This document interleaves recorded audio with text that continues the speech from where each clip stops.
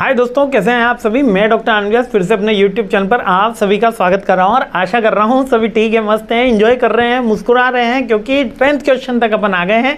Almost series के अंतिम पड़ाव पे अपन चल चुके हैं। मैनेजमेंट ऑफ मैन्युफैक्चरिंग सिस्टम की सीरीज चल रही है। अंतिम प्रहार में आपने बहुत ज़्यादा मेहनत करी, सब्जेक्ट में आपने बहुत ज़्यादा मेहनत करी और आशा करता हूँ कि आपका ये सब्जेक्ट काफ़ी अच्छा जाएगा, स्कोर काफ़ी अच्छा जाएगा। पहला पेपर है, काफ़ी अच्छा जाएगा, स्ट्रेस मत लीजिएगा और काफ़ी अच्छा स्कोर कीजिएगा। बहुत सारे ओएम के स्टूडेंट जॉब करते समय अपने पेपर दे रहे होंगे तो उनके साथ में एक डबल प्रॉब्लम चलती है। एक तो जॉब की भी स्ट्रेस रहती है, एग्जाम की भी स्ट्रेस रहती है।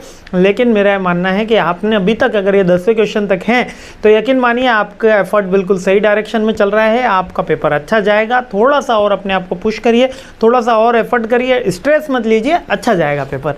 चलिए 10th क्वेश्चन देख लेते हैं जल्दी से। 10th क्वेश्चन कह रहा है कैपेसिटी प्लानिंग स्ट्रेटजी दी। अब कैपेसिटी प्लानिंग की क्या होता है मीनिंग कैपेसिटी प्लानिंग का कि हम कितने यूनिट बनाना चाहते हैं।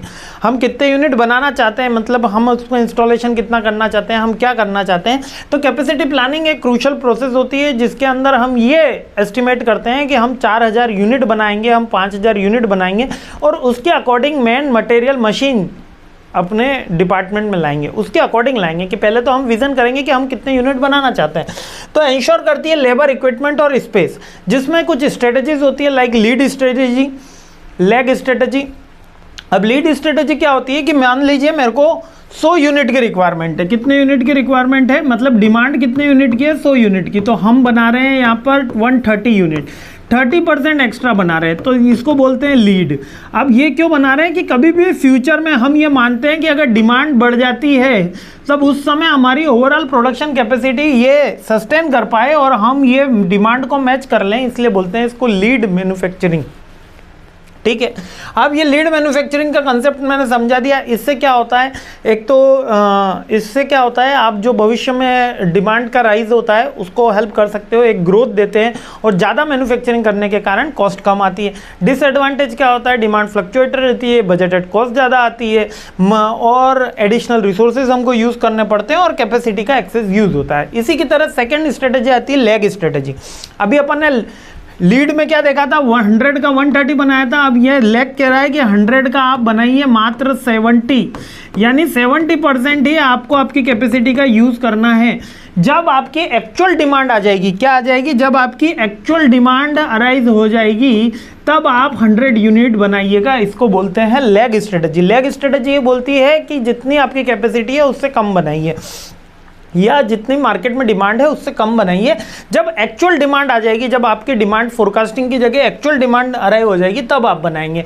तो इसका एडवांटेज क्या होगा, हमारे क्या ओवर कैपेसिटी नहीं होने के कारण मतलब ओवर बर्डन नहीं होने के कारण हमारे इक्विपमेंट सही रहेंगे, मेन मशीन मटेरियल पे स्ट्रेस कम होगा, बजट कंट्रोल में रहेगा। और डिसएडवांटेज क्या है, जब डिमांड हाई होगी तब हमको दिक्कत आएगी, हायर कॉस्ट इसके अंदर इन्वॉल्व होती है और एक्चुअल कर पाना कि 100 रहेगी नहीं रहेगी वो थोड़ा सा डिफिकल्ट टास्क होता है और हमारे पास अपॉर्चुनिटी कम हो जाती है क्योंकि हमारे पास प्रोडक्ट ही नहीं है।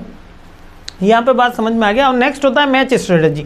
मैच स्ट्रेटजी ये कह रही है कि जितनी आपको पता है कि डिमांड इतनी है, आपको क्या पता है कि डिमांड 100 यूनिट की है तो आप 100 बना लो, ना 130 बनाओ ना 70 बनाओ, एक्चुअल में मैच करते हुए बना लो। तो इसको बोलते हैं मैचिंग स्ट्रेटजी। इसका एडवांटेजेस क्या है, ये बैलेंस बना के रखती है, कोऑर्डिनेशन बना के रखती है, डिमांड को मीट करती है, इन्वेंट्री बेटर मैनेजमेंट होगा क्योंकि ज़्यादा भी नहीं है कम भी नहीं है ना, और प्रोएक्टिव प्लानिंग हो सकेगी। और डिसएडवांटेज क्या है, जब ज़्यादा डिमांड होगी तो दिक्कत है, बजटेड कंट्रोल में दिक्कत है क्योंकि लार्ज वॉल्यूम पे हमने करा नहीं है, और ये शेल्फ लाइफ डिसाइड करने में दिक्कत आती है, यानी इन्वेंट्री कंट्रोल के अंदर इसमें दिक्कत आती है क्योंकि एक प्रोडक्ट यदि हमारे पास ज़्यादा मार्केट के अंदर रखा हुआ है तो हमको ग्रोथ होने की प्रोबेबिलिटी बढ़ जाती है क्योंकि कॉस्ट कम आएगी, है ना। अब कौन सी स्ट्रेटजी हमको चूज़ करनी चाहिए, अब हमको डिमांड के अकॉर्डिंग, हमारे प्रोडक्ट के लाइफ के अकॉर्डिंग, हमारे कॉस्ट स्ट्रक्चर, हमारे बजट, हमारे टाइम और आइडियल टाइम, इन सबको ध्यान में रख के हमको हमारी बेस्ट स्ट्रेटजी चूज़ करनी चाहिए। ये कंपनी टू कंपनी वेरी करती है, ये मैन्युफैक्चरर टू मैन्युफैक्चरर वेरी करती है, प्रोडक्ट टू प्रोडक्ट वेरी करती है।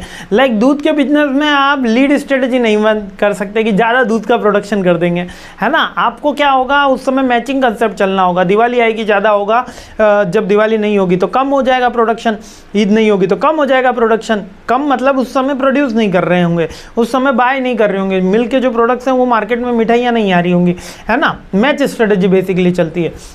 लीड स्ट्रेटेजी किन के अंदर चल सकती है? ऐसा कोई आइटम जिसकी शेल्फ लाइफ ज़्यादा है, like electronic item, shelf life 1 साल 2 साल, यदि उनको यूज़ नहीं किया जाता 2 साल 3 साल तक भी वो रखी रहेगी। अब उसके अंदर भी टेक्नोलॉजी अपडेट होने का पॉइंट रहता है। अब स्टेशनरी आइटम्स कह सकते हो आप, कॉपीज़, शेल्फ लाइफ अच्छी होती है ना, तो अगर मॉइस्चर नहीं आता है तो कॉपीज़ ख़राब नहीं होती। तो ये बेसिकली डिमांड, प्रोडक्ट के ऊपर, डिमांड के ऊपर ये सारी की सारी बातें डिपेंड करती है। तो यहाँ पे ये क्वेश्चन कंप्लीट होता है। अगले क्वेश्चन पे हमला बोलते हैं और ये सीरीज़ आगे बढ़ाते हैं। जय हिंद।